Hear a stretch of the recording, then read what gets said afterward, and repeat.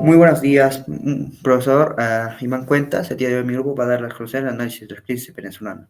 Los integrantes son Aquila Ticona, Diana Isabel, Flores Parada, Abigail Melina, Guamení Año Tomás y Solas Escalante, Alejandro Guadalupe. En las sentencias más importantes que hemos encontrado, previamente, eh, encontramos tres. El que primero es en 1910, descubrió en Venezuela el petróleo, un yacimiento importante, el cual hizo que en menos de 10 años el territorio venezolano creciera y se convirtiera en el mayor exportador de petróleo del mundo. En 1998, Hugo Chávez presenta las elecciones presidenciales como un programa de estilo socialista, el cual se diluye siendo nuevo Simón Bolívar. Esta escala hizo que ganara las elecciones el mismo año y empezara su reforma de revolución social. En los siguientes antecedentes, que en 2012, luego de que Hugo Chávez presentó toda la revolución social, la revolución bolivariana en su país, se presentó por cuarta vez y ganó consecutivamente las elecciones. Pero a poco tiempo murió y dejó como consecuencia que PDVSA, una de las personas más importantes, se derrumbara. Además, en los años, un canal venezolano dio a conocer también cuánto dinero se había perdido en la corrupción entre 2004 y 2011. Ah, por consiguiente, antes de morir, Hugo Chávez dejó como sucesor a Nicolás Maduro para que tomara las riendas del país. Paso con mi compañero para que nos explique el desarrollo de la crisis en la época de Nicolás Maduro. Gracias. Bien, desarrollo de la crisis. Siguiente diapositiva. En el año 2013, se considera que la crisis de Venezuela comienza en este año. Fallece el presidente Hugo Chávez, por lo cual el vicepresidente es el que toma el cargo.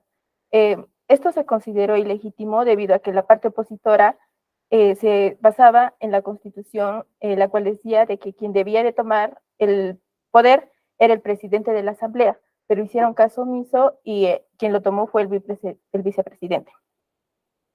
Este mismo año se llevó a cabo las elecciones presidenciales, en la cual ganó Nicolás Maduro.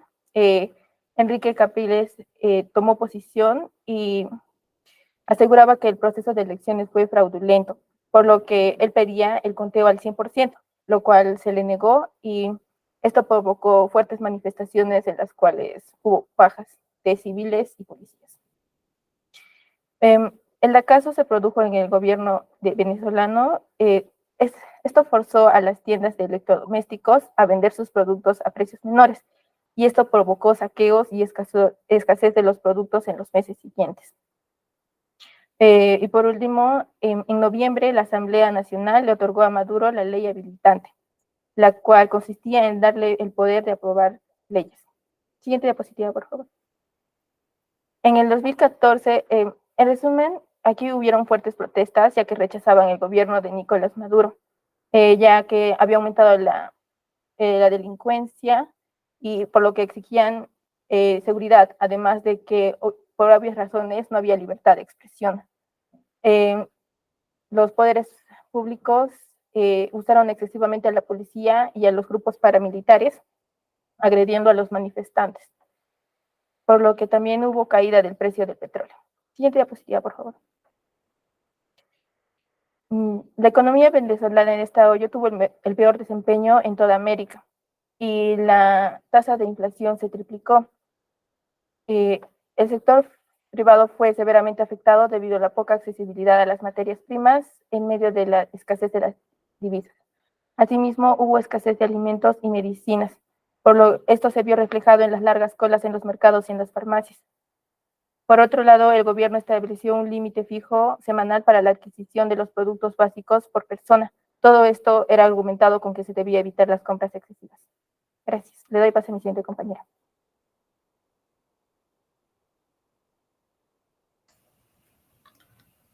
Bueno, continuando con el desarrollo de la crisis, el panorama político de Venezuela en el 2016 reflejaba inestabilidad en el poder, ya que debido a las elecciones parlamentarias realizadas a finales del año pasado, en 2015 se generó una disputa del poder entre los oficialistas y los opositores. En la Asamblea Nacional que se constituyó en diciembre de 2015 contaba con una mayoría opositora, cuyos objetivos comprendían aumentar la presión a nivel internacional y aumentar también la presión social mediante actividades realizadas en la calle, como marchas y protestas. En estos cientos de venezolanos se unieron para realizar marchas en las calles y protestar en contra de la suspensión de los trámites que se estaban realizando para la revocatoria del presidente de Venezuela. Por su parte, la Mesa de Unidad Democrática declaraba como acción violatoria por parte de la Constitución la suspensión del referendo revocatorio, mientras que los oficialistas consideraban que los opositores eran los responsables de las irregularidades cometidas durante la recolección de firmas que se habían realizado para convocar a la consulta popular. Siguiente diapositiva, por favor. Al culminar el primer trimestre del 2017, el Tribunal Supremo de Justicia había desplazado a la Asamblea Nacional, asumiendo sus funciones, y como consecuencia aumentó el poder de Nicolás Maduro, provocando nuevamente una ola de protestas que duraron alrededor de 4 meses. Asimismo, se agudizó la situación económica. Ante dicha situación, Nicolás Maduro convocó a la clase obrera y el pueblo para que, mediante un proceso popular constituyente, se instale una Asamblea Nacional Constituyente. Sin embargo, al realizarse una consulta popular, cerca de 7 millones de venezolanos rechazaron la propuesta del cambio de la Constitución. Pero a pesar de estos resultados, en dicha consulta, el Consejo Nacional Electoral decidió hacer caso omiso y se procedió con la elección de la Asamblea Constituyente el 30 de julio. Sobre la situación económica en este año, la producción de petróleo se encontraba en sus niveles más bajos, con cifras menores a 2 barriles producidos diariamente. Sumado a ello, Venezuela también tenía una deuda externa de aproximadamente 150 millones de dólares. Esto provocó también que fuese puesta en default parcial por incumplimiento del pago de los intereses de los bonos globales. En cuanto al siguiente diapositiva, por favor. En cuanto al 2018, el PBI económico de Venezuela disminuyó por quinto año consecutivo, en un 15%, una disminución acumulada del 44,3% respecto al PBI del 2013.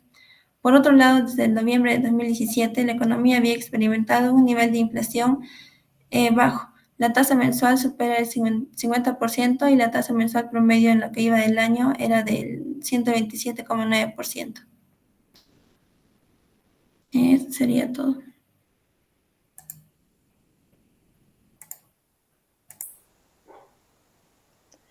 El año 2019. Bueno, tras 4 años de silencio informativo por parte del Banco Central de Venezuela, el Fondo Monetario Internacional presionó al Banco Central de Venezuela para entregar los datos de desempeño de la economía y la balanza de pagos. En mayo del 2019 se revelaron indicadores destacando la disminución de las exportaciones petroleras, la reducción en importaciones, generando un impacto significativo en la economía. La inflación en 2019 cerró en 9.585,50% según el Banco Central de Venezuela, pero otras estimaciones lo situaron en 7.374,4%. En cambio, el Fondo Monetario Internacional reveló que la tasa de inflación era de 200.000%. La actividad económica disminuyó un 26% y la situación financiera del sector público se agravó debido a la limitada financiación externa, la cesación de pagos y sanciones, llevando al gobierno a depender del financiamiento monetario.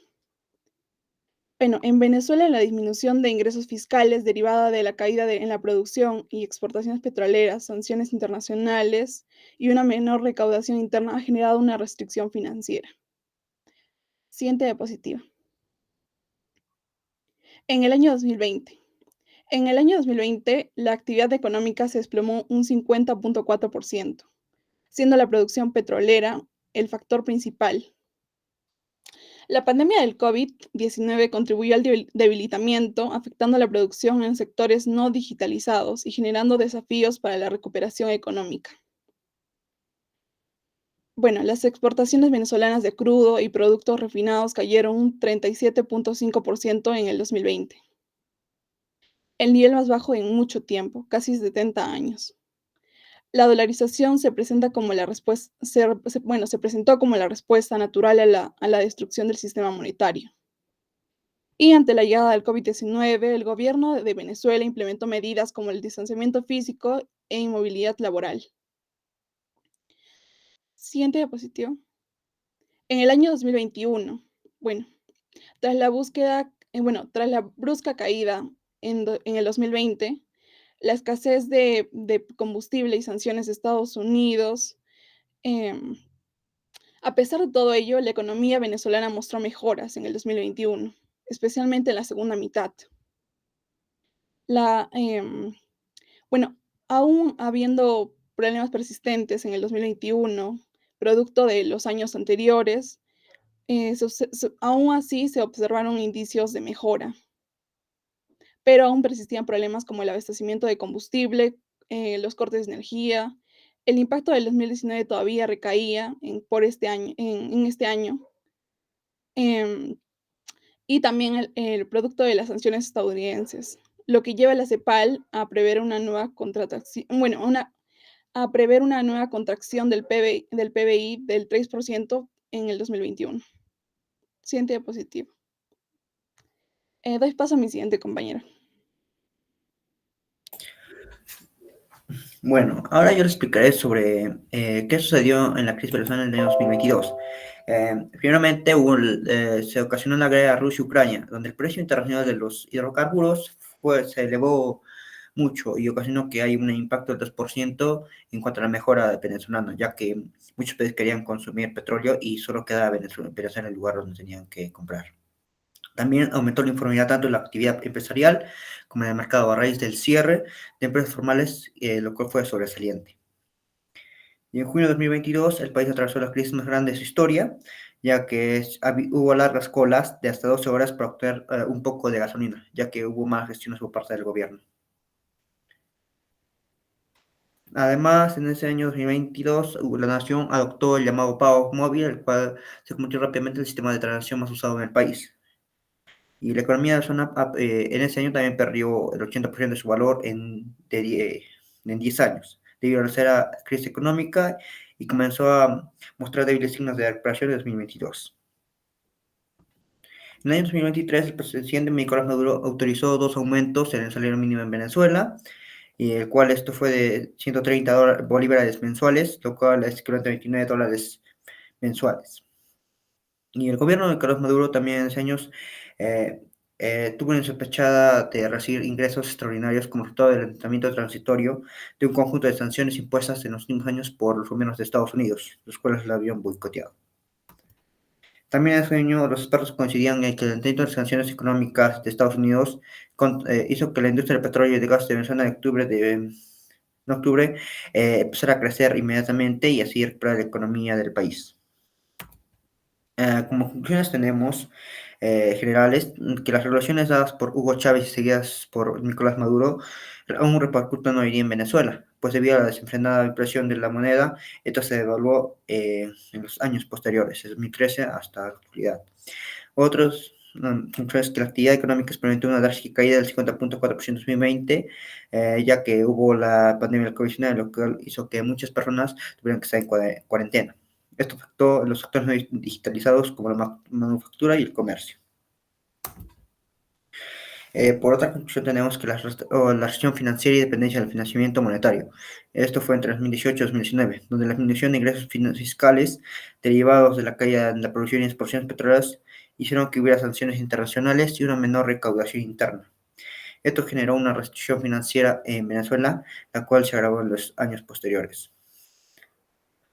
Y otra condición sería la estrechez financiera, se agravó debido a la limitada accesibilidad de financiamiento externo, la caída de la producción petrolera, también sanciones financieras y comerciales y menor recaudación interna. Además, que una actividad económica experimentó una caída del 50.4% en 2020, ya que hubo el problema de la pandemia. Gracias.